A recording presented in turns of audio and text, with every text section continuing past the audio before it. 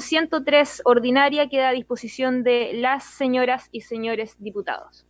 Ofrezco la palabra al secretario para dar lectura a la cuenta. Gracias, señora presidenta. Hemos recibido el oficio de respuesta de don Claudio Reyes Barrientos, superintendente de Seguridad Social, que se refiere a las sanciones aplicadas por esa entidad fiscal por infracciones a la ley 16.744 y su reglamento en el marco de la pandemia COVID-19. También hemos recibido, señora presidenta, un proyecto de ley de autoría del diputado señor Jürgensen y de los diputados señores Calisto y Lavaca, Molina, Paulsen, Sauerbaum y Urriticoechea, que regula el uso de la leña como combustible de uso domiciliario y las condiciones para su comercialización. Esa es toda la cuenta, señora presidenta. Muchas gracias, secretario. Ofrezco la palabra sobre la cuenta. Diputado Juan Luis Castro. Saludarlos también a los diputados que están por la vía telemática, a nuestros invitados y por supuesto también a los diputados que están hoy día de manera presencial. Diputado Juan Luis Castro, ofrezco la palabra. Gracias, presidenta. A raíz de la sesión última de la presencia del ministro de Minería y los ejecutivos de Codelco, quiero anunciarle que hoy, en la división El Teniente de Codelco Chile, creo que esto puede ser muy útil para todos ustedes, los que representan distintas regiones y divisiones. En la división El Teniente hay 1.300 casos COVID positivos, de los 3.500 que hay en todo el país. La Seremi de Salud de O'Higgins hoy ha reconocido que en la división El Teniente, luego de visitarla, el modus operandi que se procedió a hacer durante todos estos meses era tomarle un test rápido a los trabajadores y según cómo salía el test rápido, aplicar PCR si correspondía. Cierre comillas. Digo esto porque ese es un método totalmente vetado y rechazado por toda la comunidad médica, sanitaria, chilena e internacional. El test rápido no sirve para eso, no es un método de screening, como se dice en términos internacionales. Y esto lo dijo ella, anunciando al mismo tiempo que a contar de hoy se va a proceder a hacerle test de PCR a toda la división El Teniente de Codelco Chile, en virtud que no han bajado los casos y la situación es dramática. Bueno, este es un reconocimiento, presidenta, que yo lo pongo aquí, porque yo creo que este es el método que se usó en todo el país. Y por lo tanto, yo sugiero que se oficie por parte suya y se adopten medidas para que esto se aplique en todas las divisiones desde ahora mismo, porque esto es un drama nacional, en cuanto a que todos los trabajadores de Codelco, contratas o plantas, sean sometidos a un PCR de inmediato, en el plazo más breve posible, a propósito que las grandes zonas mineras son las más afectadas, Antofagasta, Atacama, O'Higgins, en fin, ¿qué quiere que le diga? Pues ahí está la cosa. Entonces, yo creo que esto es re importante decirlo, y lamento mucho, porque también aquí, en segundo lugar, quedó desvirtuado hoy día por la Seremi de Salud de O'Higgins, que no era efectivo que los casos de Codelco, División El Teniente, fueran contraídos en la comunidad, vale decir, en el caso nuestro sería Rancagua o Machalí, donde viven los trabajadores, sino que se están reconociendo los casos procedentes de faena, casa de cambio, traslado o casino. Así es. Entonces, esto es contradictorio con lo que señaló muy taxativamente el presidente ejecutivo de Codelco la semana pasada.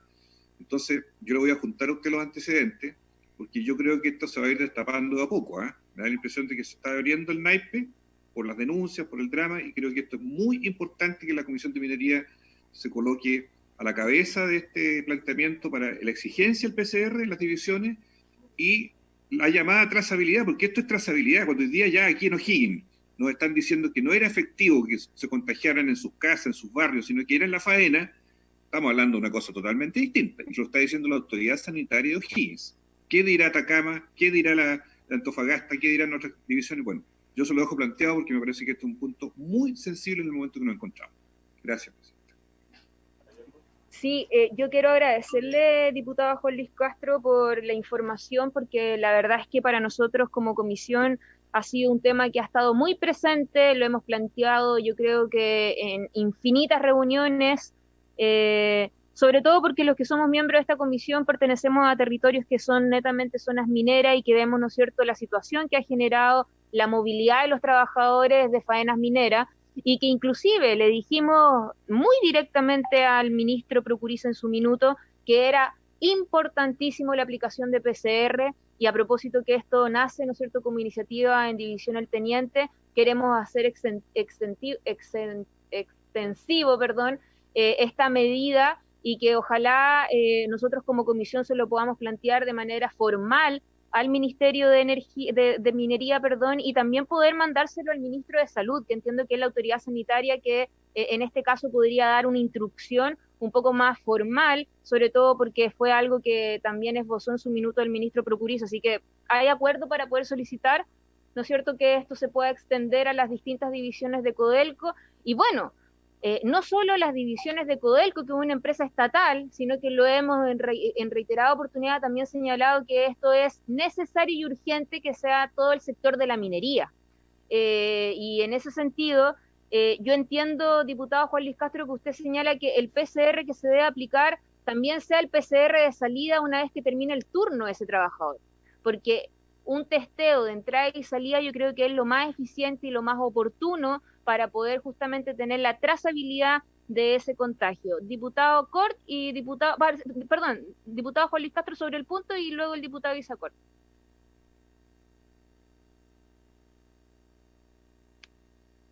Audio. Sí, hago el punto solamente que no pidamos de salida, porque hoy día el protocolo nacional de trazabilidad no incluye PCR de salida, incluye y exige el de entrada. Entonces yo me quedaría con el estándar nacional, para que no se diga que estamos pidiendo más de lo que se hace en el resto del país, en los casos me refiero. Eso. Muy bien, bueno, ha sido algo que a mí me gustaría que eso fuera también parte de las medidas. ¿Sabe por qué, diputado Castro? Porque recuerde que uno de los análisis que nosotros hacíamos en conjunto con la Suceso era que ese trabajador, si es que se contagió al interior de la faena minera, va a tener un diagnóstico, va a tener un síntoma probablemente en su hogar, y no se va a reconocer como enfermedad laboral. Por lo tanto, las mutualidades no se están haciendo cargo de la responsabilidad de ese trabajador. Por eso yo lo mencionaba, porque ha sido parte de una de las cosas que he planteado en varios espacios, pero bueno, si es que esto es un acuerdo de la comisión, podemos tenerlo para mantener el estándar hoy día nacional. Diputado Isacort, ¿quiere agregar algo a este acuerdo? Presidenta, no, es que llegué un poco más tarde de lo que el diputado Juan Luis Castro, el concreto de qué es lo que estaba pidiendo, y usted sabe que siempre, además, con Juan Luis hemos tenido siempre una actitud bastante complementaria. En general aquí nunca hemos querido politizar, todo lo contrario, estar más unidos para poder plantear los temas que son de interés del distrito. Pues entonces, quería pedir específicamente, lo que deduje del comentario que usted hizo, es que se está pidiendo un PCR de ingreso, que sea obligación. ¿Eso es lo que se está pidiendo? Sí, lo que pasa es que se están haciendo testeos rápidos, y eso no son efectivos. Sí, lo escuchamos la semana pasada del presidente ejecutivo, efectivamente. Sí. Y el diputado Juan Luis Castro nos señala que por el alto aumento de contagio en la división El Teniente, se ha resuelto en la región de O'Higgins que la división tiene la obligación de comenzar a hacer test de PCR. Entonces, lo que propone el diputado Juan Luis, que yo creo que a todos nos hace mucho sentido, que esto se pueda extender a todas las divisiones de Codelco, ya que se está implementando en una división. Creemos de que no se puede también discriminar a los trabajadores y se tiene que generar el mismo resguardo. Presidente, y sobre el punto, además, y el diputado Castro lo tiene más que claro incluso, que además es la propia Fundación de Salud del Teniente, FUSAT, la que tiene laboratorio propio para poder efectuar PCR. Yo creo que no sería además no están las condiciones dadas para pedirlo, así que yo quiero además sumarme a lo que usted plantea de que sea a nivel nacional, y quería conocer bien el detalle de eso, así que me sumo, presidenta, gracias. Diputado Juan Luis, parece que para precisar algo, no tiene audio. Sí, es que el secretario me impide hablar a veces, presidenta. Pero no se preocupe, yo lo entiendo. Para precisarle a mi querido colega Isacort, esto es a raíz de que hoy la Seremi de Salud de O'Higgins anunció que no era suficiente el test rápido a todas luces, porque es evidente que está por debajo del criterio estándar, y ofreció a Codelco, ella, según anunció a las 12 del día, PCR para todos los trabajadores de Codelco. De planto, de contrato. Entonces, lo que digo a la presidenta es que se adopte el acuerdo en la comisión de que esto sea extensivo y mandatorio para todas las divisiones de Codelco, porque esta es una política que Codelco la aplica no solo en el teniente. Entonces, si ya quedó claro que el el test rápido no da abasto, y de hecho es así, tenemos que frenar ahora la transmisión y me parece fantástico, por eso pedir el PCR universal para todas las divisiones y los trabajadores planta o contrata de Codelco Chile. Eso es. ¿Hay acuerdo entonces? Acordado. Diputado Gabriel Silver, puntos varios. Gracias, Presidenta. Un tema importante a propósito de esta pandemia dice relación con el pago de los servicios básicos. Dentro de ellos, obviamente, lo que dice relación con esta diferencia que hay entre el Ejecutivo y el Congreso a propósito de que promovimos a nivel legislativo una ley, hoy día objeto de veto por parte del gobierno, y que se contrapone a los acuerdos a que habría llegado el gobierno vía administrativa con las distintas empresas proveedoras de tales servicios. Estuve dando lectura respecto de este veto y en el propio cuerpo de de acuerdos que existen con las empresas de manera directa. Yo creo que por un tema de transparencia democrática, por un tema de escrutinio público, me gustaría pedir por su intermedio y ojalá contar con la anuencia de toda la comisión en que el Ministerio de Energía nos transparente cuáles son los acuerdos, dónde están escriturados, dónde están materializados y cómo se llegaron dichos acuerdos, de tal manera de incluso contrarrestarlos con la ley tramitada o incoada en sede legislativa y que se encuentra absolutamente despachada, y en consecuencia es bueno que más que la fraseología, los titulares, el gobierno rinda cuenta y por intermedio de esta comisión se nos entreguen los documentos y ojalá los antecedentes que sirvieron a la vista de este acuerdo el cual habría alcanzado el gobierno con las generadoras o distribuidoras. Perfecto. De hecho, diputado Silver, está el superintendente de Electricidad y Combustible, don Luis Ávila, que a lo mejor podría entregarnos esa información, sobre todo porque entiendo que la SEC envió un oficio donde finalmente se formalizó este acuerdo. Entonces, a lo mejor ahí don Luis nos podría entregar mayor antecedente, además porque también le pedimos ahí unos 15 minutitos para que se pueda referir a propósito de la sesión especial del día de ayer con respecto a las medidas adoptadas para poder solucionar los problemas de facturación de los clientes, ¿no es cierto?, finales, a propósito de estas alzas, de estos promedios, y además, bueno, una información que yo había solicitado, como voy a adelantar, que es con respecto a el comportamiento de consumo de los clientes residenciales en época normal, o sea, dígase meses de invierno, año 2019, 2018, 2017, para tener una comparación con lo que ha sido, ¿no es cierto?, esta crisis de la pandemia, cuál ha sido también el alto consumo que se ha generado en los hogares y si es que cuántos hogares en ese sentido han superado lo que es el límite de invierno de los 430 kilowatt hora. No sé si quiere... aparte de tomar el acuerdo de mandar el oficio... Eso no es que me gustaría, eso me la vía documental, porque tengo antecedentes que ha sido muy poco riguroso el ministerio respecto a este tema. Me gustaría el documento en el cual se ha suscrito por las distintas distribuidoras. Perfecto. Entonces, acordado la solicitud de esa información de este acuerdo que genera el gobierno con las empresas distribuidoras. Ofrezco la palabra en puntos varios. ¿Alguien allá por la vía telemática? ¿Presidenta? ¿No? Diputado Isacort. No, pero sobre el punto, es que lo que usted dijo al final sobre el acuerdo que llegó con las empresas distribuidoras, yo entendí en lo que propuso el diputado Silver, que puede ser también con las transmisoras y las generadoras. O sea, perfecto. Mucho mejor, con la industria entonces. Es que eso es lo que pasa así, porque la matriz es mucho más larga que la zona de distribución. Así es. Muy bien. Mucho mejor. Generadora entonces y transmisión y distribución. Ofrezco la palabra, ¿no? Entonces quiero darle la más cordial bienvenida al superintendente de Electricidad y Combustible, a don Luis Ávila, bienvenido a la comisión, y por supuesto también al ministro de Energía, el señor Juan Carlos Llobet, que entiendo que está ingresando. Ok. Bueno, yo ya le hacía un poco adelanto del objetivo de tener al superintendente, porque el día de ayer, bueno, tuvimos una sesión especial donde yo ya lo había solicitado y lo tomó como acuerdo también la comisión de poder tener este informe, don Luis, que yo no sé si usted estaba al tanto, porque yo imagino, Mario, que eso también fue parte de un oficio, ¿no? O se acordó solo por palabra, ya ni me acuerdo con tanto. Y aparte era una información que se le habíamos pedido al ministro de Energía y que el ministro nos señala que esa información, esos datos, esos antecedentes no lo tienen como ministerio, sino que lo tiene la SEC. Entonces era mejor invitarlos para que nos haga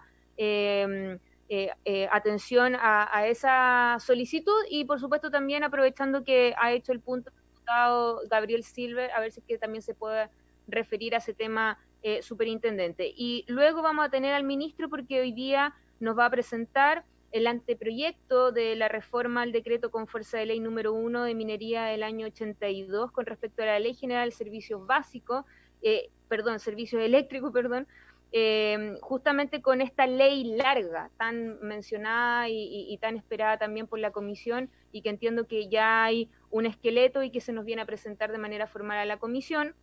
Y también el diputado Pablo Vidal me solicitó que si es que el ministro podría también tomarse algunos minutos para referirse al hidrógeno verde, que también es un tema de interés en la comisión. Así que, sin tanto más preámbulo, don Luis, le ofrezco la palabra. Superintendente. Buenas tardes, presidenta, por su intermedio a los honorables y a las honorables diputados y diputados presentes, y por cierto al ministro de Energía. En relación a la consulta que hace el diputado Silver y la solicitud del acuerdo, puedo agregar que el mismo 27 de marzo, cuando el presidente de la República en La Moneda, junto al ministro de Energía, la ministra de Transporte y Telecomunicaciones y el ministro de Obras Públicas, dieron a conocer el anuncio de los beneficios a los que podían acceder las personas clientas de las cuentas de servicios básicos, ese mismo día la superintendencia envió un oficio a las empresas eléctricas del país solicitándole que expresaran por escrito los planes de acción con los cuales esas compañías pensaban dar cumplimiento al acuerdo que había sido anunciado. Posteriormente, la superintendencia recibió toda esa información, y una vez que constatamos, en algunos casos con algunas interacciones con compañías, una vez que constatamos que esos planes de acción a implementar por las empresas eléctricas daban cuenta del anuncio tal y como había sido realizado en La Moneda, entonces la superintendencia, también por oficios despachados a las empresas, esta vez con fecha 17 de abril, si no me falla la memoria, instruyó a cada una de esas empresas el cumplimiento de dichos planes, haciendo ver a las empresas además que mientras mantuviesen esa condición, la superintendencia iba a fiscalizar estos planes, por lo tanto hacerlos exigibles, y esos planes iban a estar sujetos al procedimiento de reclamo. Puedo agregar que el objetivo de esos planes, como bien es sabido, es evitar que se cortara el suministro a los clientes residenciales por deuda, y que además aquellos que no podían pagar y que reunieran las condiciones que se habían señalado muy claramente para acceder a esos beneficios, se podían tomar estas boletas y postergar el pago para finalizado el estado de catástrofe, y que ese pago entonces podía ser en 12 cuotas, y va a ser en 12 cuotas para todos quienes hayan accedido y hayan solicitado ese plan en las compañías. Por lo tanto, hoy día es formal, está exigido por la superintendencia, está traspasado en compromisos por escrito de las empresas con la superintendencia. A nuestro juicio está totalmente operativo desde el 27 de marzo. Estamos llevando desde esa fecha registro diario de la interacción de los clientes de las compañías con su propia compañía respecto al nivel de otorgamiento de estos beneficios y a que se ajusten a lo que fue comprometido. La superintendencia dio instrucciones además de cómo debían ser tratados, de los plazos en que las empresas debían dar respuestas, fijando en 10 días, el plazo que las empresas tienen, también por oficio fijo estos plazos, para responder respecto de las solicitudes. A esta fecha registramos algo más de 113.000 clientes de las empresas eléctricas que han solicitado estos beneficios a las empresas eléctricas, y en el caso de las empresas de gas ese número se eleva a cerca de 3.000. Don Luis, ¿le puedo hacer una pregunta? Claro. Pero con respecto a lo que usted señala de este acuerdo, yo entiendo que estas 12 cuotas es para los servicios básicos, pero ¿qué pasa con este remanente de las lecturas provisorias?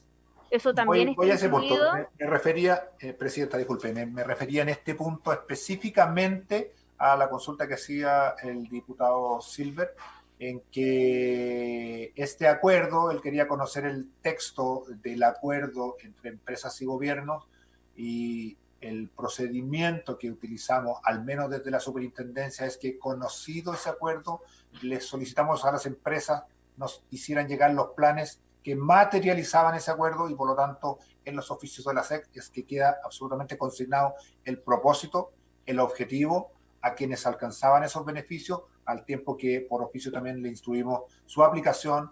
A nuestro juicio está totalmente operativo, y es por eso que digo que se está realizando. Se extendió incluso cuando se volvió a extender el estado de catástrofe. A nuestro juicio está absolutamente operativo, es fiscalizable, es sancionable, está sujeto al procedimiento de reclamo, y ya hay más de 113.000 clientes eléctricos que lo han solicitado y cerca de 3.000 en el área de gas.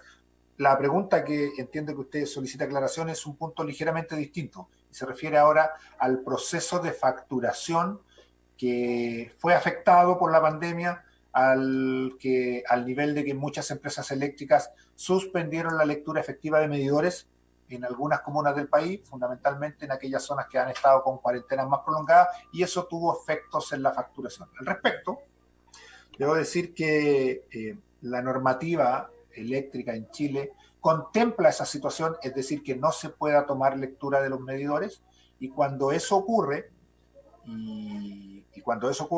entonces la compañía eléctrica está obligada igualmente a hacer una boleta al cliente.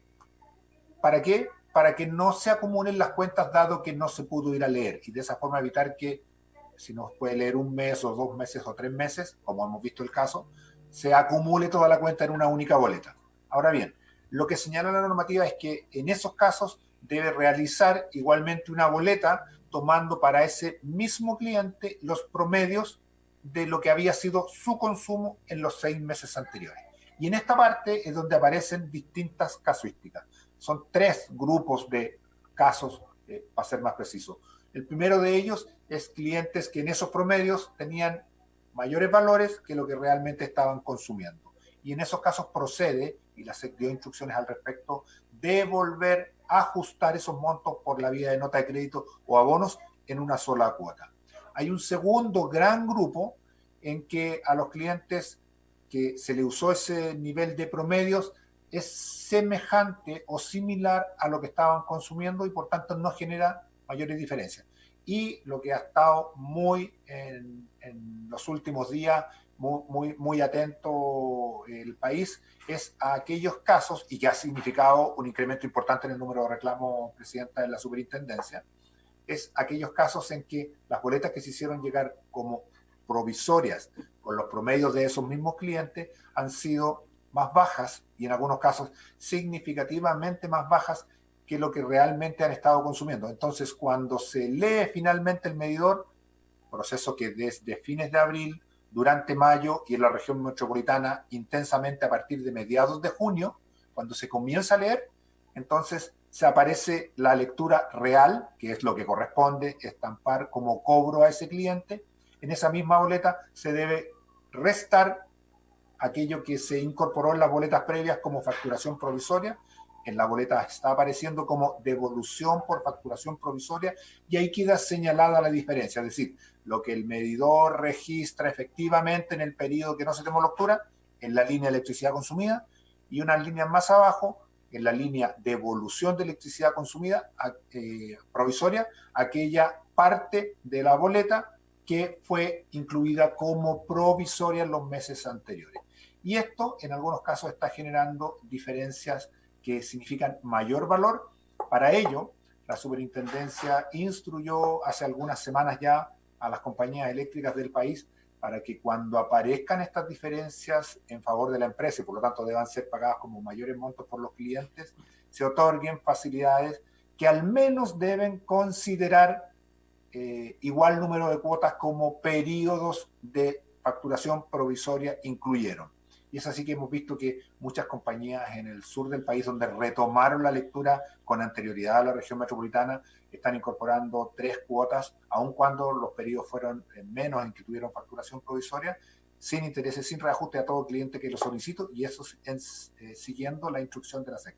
Y en la región metropolitana tenemos evidencia en la superintendencia que hay clientes que sostenidamente ya en las últimas semanas, recordemos que la compañía NEN anunció a mediados de junio que retomaba intensamente la lectura en medidores. Entonces muchos clientes están recibiendo boletas que incorporan una lectura real, pero que corresponde a 4 meses. Y en esos casos, entonces, tras la instrucción de la SEC, la compañía también le anunció a sus clientes que está para dar facilidades de pago a quienes reciban ese mayor valor, tomando ese monto y descomponiéndolo en 5 cuotas, y por tanto en la primera boleta, cuando se toma lectura, aparece solo la primera cuota de 5, y de esa manera entonces entendemos nosotros también que está cumpliendo la instrucción de la SEC de descomponer ese mayor valor en 5 cuotas sin intereses y sin reajustes. Presidenta, no sé si eso era la consulta que había realizado. Don Luis, disculpe, tengo acá una pregunta, porque justo lo estábamos conversando ahí con el diputado Vidal. Estas 5 cuotas, que es el remanente, digámoslo así, porque no se hizo bien la lectura, ¿no es cierto?, va a poder pagarse en 5 cuotas, que es lo que está proponiendo la empresa distribuidora acá en la metropolitana. Sí. ¿Hay posibilidad de que sea en más cuotas, por ejemplo, como el acuerdo que usted tomó con las empresas, que fuera de 12, o inclusive, por qué no pensar más, para que esta deuda no sea tan significativa a la hora de pagar? Porque recordemos que ahora vamos a ver reflejado no solo el alto consumo por la pandemia, porque recordemos que pandemia significa el tener los hijos en la casa, que no están en la escuela, significa teletrabajo, significa más consumo de calefacción, porque lamentablemente coincide con el invierno. Ni siquiera sabemos, que yo ahí también le preguntaba qué es lo que pasa con esta familia o estos clientes residenciales que han superado, ¿no es cierto?, el límite de invierno. Entonces hay muchos factores, y además, sumado a eso, este remanente por la no lectura. Entonces, y aparte, muchas familias que no han tenido ingresos y que han tenido que acogerse a este plan para poder prorratear, por así decirlo, el pago, porque en estos meses de pandemia no han podido pagar. Entonces, ¿se puede hacer eso? Presidenta, por supuesto. Hay 3 líneas de acción que nosotros estamos recomendando a todos quienes han reclamado a través de la SEC, y también los hemos hecho de manera pública en los últimos días.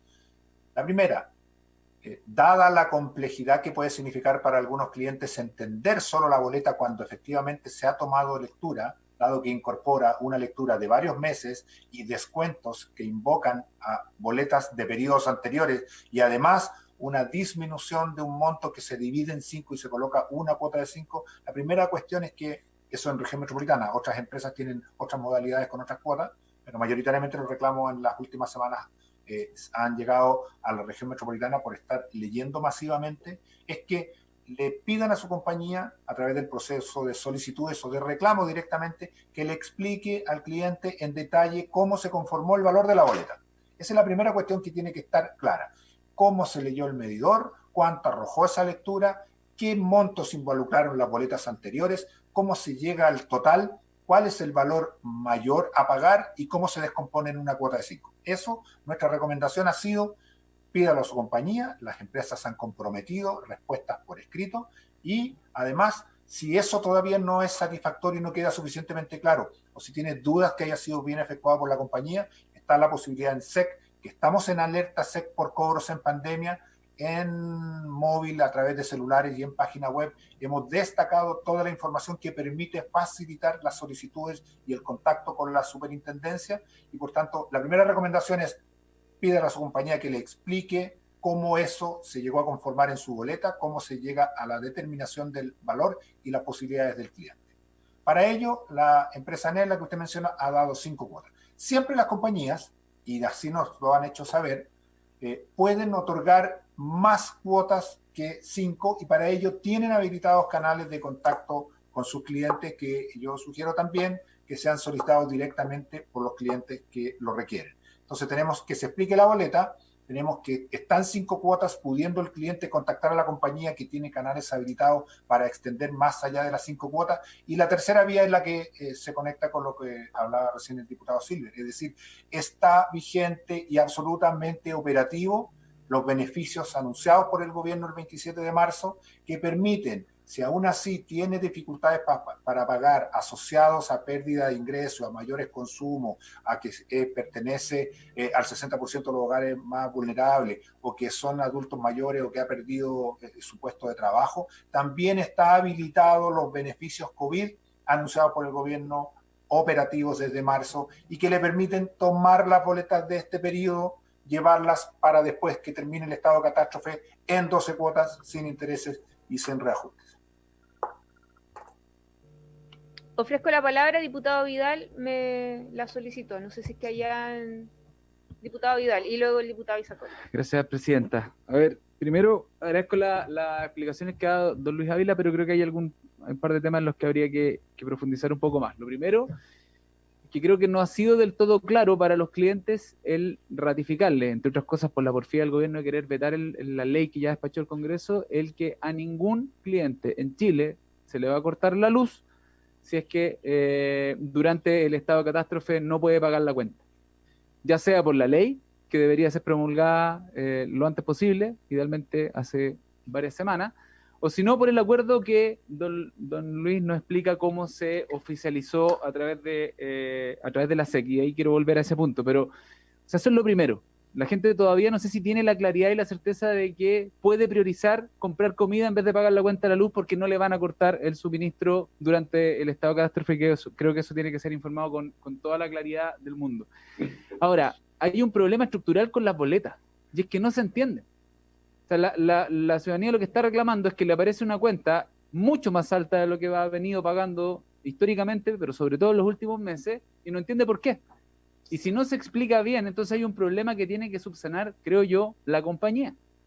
Las compañías, y ahí le pido al Ministerio y especialmente a la Superintendencia que le exija a las empresas distribuidoras explicar con pera y manzana de la manera más clara posible a los clientes cómo en el fondo los acontecimientos de estos últimos meses, incluyendo la dificultad para tomar el registro, ha afectado las cuentas y cuáles son las posibles soluciones que puede ejecutar para no tener que pagar de sopetón esos montos en el caso de que efectivamente hayan sido consumidos.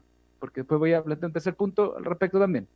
Entonces, primero, tienen que ser claras las boletas y la gente tiene que saber que puede optar a no pagar y a prorratear ese pago, no solo las 5 cuotas que él propone, sino que tiene que ser una regla pareja que son estas 12 cuotas y, como dice la presidenta, eventualmente más en el caso de algunas cuentas que hayan subido demasiado. Ahora, lo segundo que me llama la atención, y lo quiero observar porque es lo que planteó el diputado Silver y que ha explicado Luis, es que finalmente el acuerdo entre el gobierno y las empresas se termina materializando por una gestión que hace la superintendencia y que es un procedimiento que ya vimos ocurrió con el tema de los medidores eléctricos. O sea, no es que el gobierno alcance un acuerdo que se formaliza en un documento que es de conocimiento público, que es de conocimiento de esta comisión, sino que es un acuerdo de palabra, al cual afortunadamente la superintendencia encontró un mecanismo para poder hacerlo exigible. Y eso me llama la atención que, habiendo ocurrido el año pasado, habiendo sido polémico, habiendo sido fruto de una comisión investigadora, se vuelva a cometer el mismo error de tener ese acuerdo de palabra, porque eso creo que también atenta contra el objetivo final, que es que los clientes, que las familias chilenas tuvieran la tranquilidad de que no les iban a cortar la luz, en este caso, pero ninguno de los servicios básicos, si es que no podían pagar la cuenta en este contexto de crisis. Entonces, valorar lo que hizo la superintendencia, pero tener conocimiento de su oficio y que se modifique esa forma de alcanzar acuerdo con las empresas. Necesitamos que sea más claro, más transparente y exigible. Y lo tercero que me gustaría que don Luis lo pudiera explicar es si, independiente de esto que ha sido mal explicado, han identificado también errores por parte de las empresas en la facturación. Hay casos en los que efectivamente a las personas se les esté cobrando mal, se les esté cobrando más de lo que corresponde, o solamente es un problema de encuadrar los consumos por la falta de del registro que hacen las personas que van a tomar el consumo a las casas. Sí, yo agregando, disculpe, don Luis, antes de darle la palabra, perdón, estaba diputado Cor también, agregar a eso que no sé si es que estoy equivocada, de lo contrario me corrigen, pero yo ayer escuchaba al ministro de Economía y señalaba que se han generado varias sanciones a las empresas distribuidoras por los errores. Saber si es que eso es así y cuáles son las sanciones con respecto a este tema en particular. Ahora sí, diputado Cor. Muchas gracias, presidenta. Por su intermedio saludo al ministro Juan Carlos Llobet, así como también a don Luis Ávila, que hoy día también lo estuve viendo en la mañana en un noticiario que le tocó explicar un poco parecido a esto mismo, y quiero en primer lugar al superintendente reconocer el esfuerzo que está haciendo usted y su servicio, o sea, la superintendencia, porque efectivamente ustedes se han visto con una sobrecarga importante, y los operadores y los inspectores a nivel regional, y en ese sentido quiero transmitir que de verdad esa sobrecarga tiene que ser valorada, pero también, y aquí voy al fondo de mi pregunta, la gente lo que busca es solucionar los problemas, y yo ponía mucha atención a lo que planteaba el diputado Vidal con respecto, y yo lo comparto, de que la gente no entiende su cuenta. Entonces yo quiero preguntarle directamente al subsecretario, al ministro, o quizás a usted, don Luis, como superintendente, ¿cómo podemos hacer para homologar una cuenta, que todas las cuentas sean exactamente iguales, que se transmitan lo mismo, y en ese sentido, que la gente parta por tener una cuenta, porque efectivamente le ponen un gráfico acá, le ponen un kilowatt acá, que esto es el consumo, y efectivamente la gente a veces no entiende, y eso también hace que se atoche mucho más incluso su propia superintendencia. Saber, yo me imagino que eso está regulado en los decretos de distribución, pero saber cómo podríamos hacerlo para poder facilitar de verdad en un idioma mucho más simple algo que es efectivamente complejo. Y ayer en la sesión especial que tuvimos, de hecho yo me tomé un poco de tiempo para explicar en el debate las 3 etapas, ahora mismo lo estábamos viendo en el oficio que se envió, pero yo creo que es importante el poder conducir a una boleta única, fácil de entender para todo el país, para todas las compañías, para todas las regiones, que la gente entienda que la boleta, independiente de qué compañía es exactamente igual para todo el mundo. Gracias, presidenta. Muchas gracias, diputado Cor. Superintendente. Muchas gracias, presidenta. Bueno, en relación a los comentarios y consultas del diputado Vidal, efectivamente, coincidimos plenamente en que hay una tarea pendiente de parte de las empresas de explicar de buena manera, y eso se nota en el número de reclamos que están recibiendo no solo las empresas eléctricas, sino también la superintendencia en el incremento. Nosotros estamos trabajando aceleradamente en una nueva instrucción a las múltiples instrucciones que ha dado la superintendencia a las empresas para protocolizar la forma de entrega de esa información de manera que sea equivalente y que pueda entonces ayudar a explicar un proceso que de por sí es engorroso. Y en relación a lo que dice el diputado Isacor, efectivamente las formulaciones de cargo que hizo la superintendencia, esto lo había mencionado también el diputado Vidal, las formulaciones de cargo que hizo la superintendencia es un reproche a parte de las empresas eléctricas del país que no se ajustaron a la normativa al facturar las boletas provisorias durante los meses que hicieron boletas provisorias.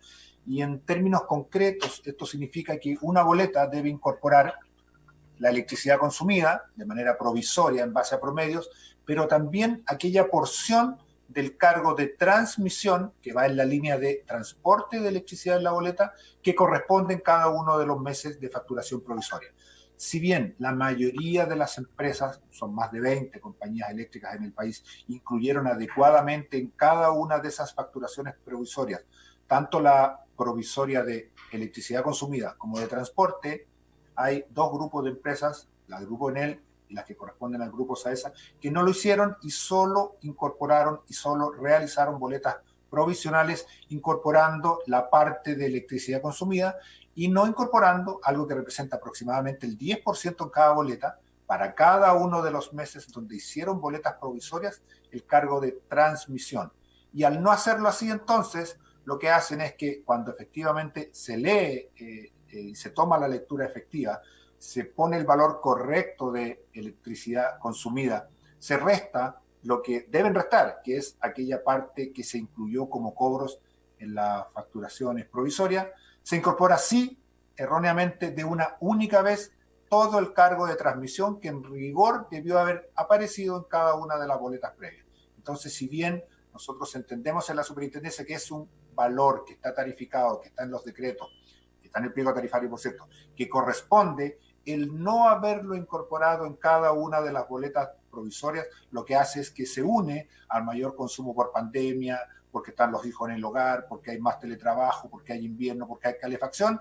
Un nuevo elemento que se incorpora en ese monto, entonces, es el acumulado para estas empresas que tienen cargos de transmisión de electricidad, que aparece en una única cuota.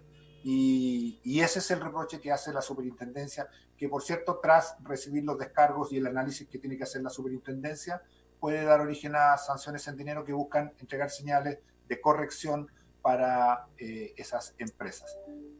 Y ahora sí que paso a lo que comentaba el diputado Isacor en relación a cómo hacer que la boleta explique de mejor manera. Estamos recibiendo muchos reclamos en la SEC, estamos en alerta SEC por cobros en pandemia. Ahora, ¿cómo hacer que una boleta sea capaz de explicar?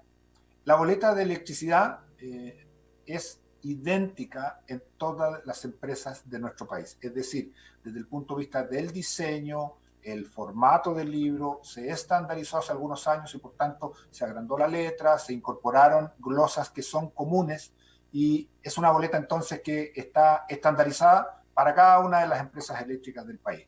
Ahora, en nuestra opinión, en la superintendencia, pretender o pensar que en una boleta de este modelo o de este tenor sea posible explicar para un cliente todo el efecto que causa la facturación provisoria, que no se explica solo en una boleta, sino que requiere de varias boletas anteriores que pudieron haber estado provisionadas, tiene que ser un esfuerzo adicional a lo que va establecido en la boleta. ¿Por qué?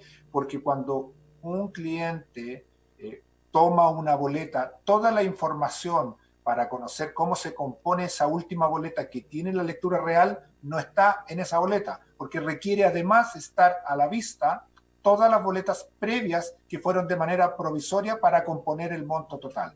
Y aquí es donde creo que es valioso la exigencia que está haciendo la SEC a las empresas de que entreguen respuestas por escrito, de que mejoren la comunicación con sus clientes, que le expliquen en detalle cómo se llega a componer esos montos, a la vez que también tenemos que aprender, diputado, de cómo incorporamos hacia futuro que estos procesos, cuando tengan estos impactos externos, en este caso por pandemia, que causen tanta alteración y dificultades en las personas para entender lo que le están cobrando, que es clave, tener certeza, transparencia, claridad, simpleza incluso en las boletas, se pueda entender de mejores maneras y la superintendencia ha tomado ese punto y por cierto que vamos a trabajar en formatos y en protocolos que ayuden, por un lado, a mejorar el diseño y la información en la boleta, pero también con el nivel de exigencia de esta afectación al proceso, exigencias a las compañías para que expliquen de mejor manera los efectos que causa en las boletas y las facilidades a las que pueden acceder para poder pagar esas cuotas, esas cuentas. Muchas gracias, superintendente. Lo último, porque estamos ya bien atrasaditos con el ministro. ¿Nos pudo traer, discúlpame, diputado, perdón, que quiero saber porque era algo del objetivo de esta sesión, si es que nos trajo la información que le solicitamos del registro, ¿no es cierto?, histórico del consumo de los clientes residenciales en años anteriores para tener, ¿no es cierto?, el cuadro comparativo con respecto a esta crisis de la pandemia? Lo he solicitado, presidenta, no tengo para enviárselo en este preciso instante, le voy a tener que pedir algunas horas, tengo a un equipo que está con varios procesos de millones de datos muy exigido en este instante. El compromiso es que los vamos a hacer llegar en las próximas horas, el detalle de los consumos que estamos terminando de procesar en la superintendencia para tener la evidencia tanto de los meses de consumo de los años anteriores como lo que es más dificultoso aún es los de este año. ¿Y por qué es más dificultoso saber los consumos que están teniendo los hogares este año? Es por una razón que es práctica.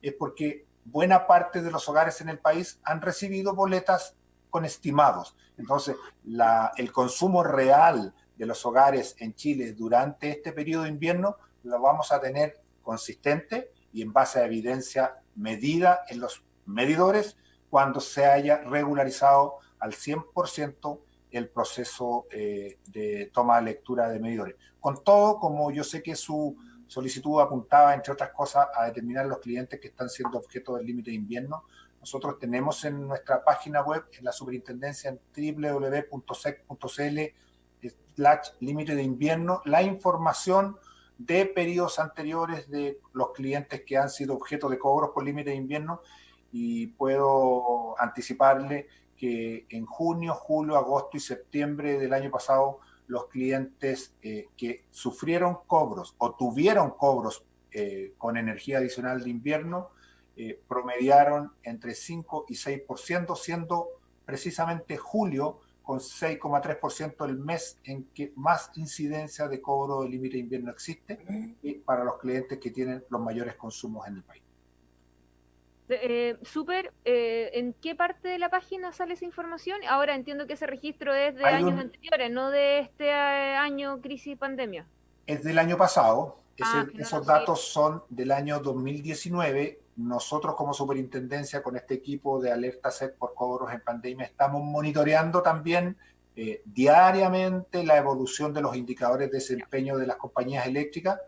En el mes, sabemos ya, y ustedes lo saben, que en abril y mayo no hubo cobre del límite de invierno, y en el mes de junio este año hay menor incidencia de cobro del límite de invierno que el 4% que fue el año anterior, y nuestra proyección para julio, y hablo de proyección porque vamos recién en el día, con datos al día 21 de julio, cumplidas 3 semanas del mes de julio, nuestra proyección es que los cobros del límite de invierno del mes de julio van a estar muy en línea o quizás muy levemente superior, de todas maneras bajo los 2 dígitos, que lo que tuvimos el año pasado en clientes que reciban cobro de energía adicional invierno.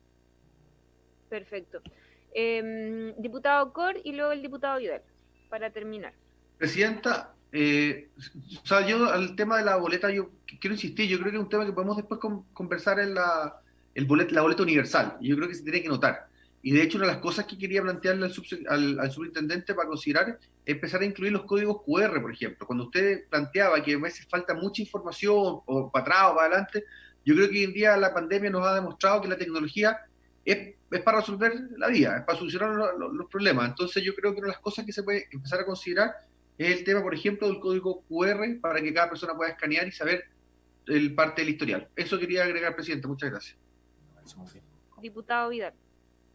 Sí, sumar a lo que usted pidió, presidenta, Luis, si es que se pudiera observar en particular el caso de aquellos domicilios en los cuales en el plan piloto de Enel se instaló medidores inteligentes y que están siendo monitoreados a distancia los consumos para poder ver si es que esos domicilios se vieron afectados por esta problemática, porque en estricto rigor no debieron haber tenido este problema porque los consumos sí se pudieron registrar, cómo ha sido el comportamiento de las cuentas, dado que, como mencioné ayer en la sesión especial que hubo, un sistema de medición, monitoreo y control bien implementado a propósito del debate de la ley larga, habría impedido que hubiésemos tenido este problema. Entonces podría ser interesante mirar esos 300.000 domicilios en particular para de alguna manera ir revalorizando en la opinión pública esa herramienta, ese instrumento. Esta puede ser una buena oportunidad quizás para demostrar que los medidores no eran malos, los malos fueron los que implementaron mal la política, ¿no? Anotado. Ofrezco la palabra, entonces, ¿les parece que pasemos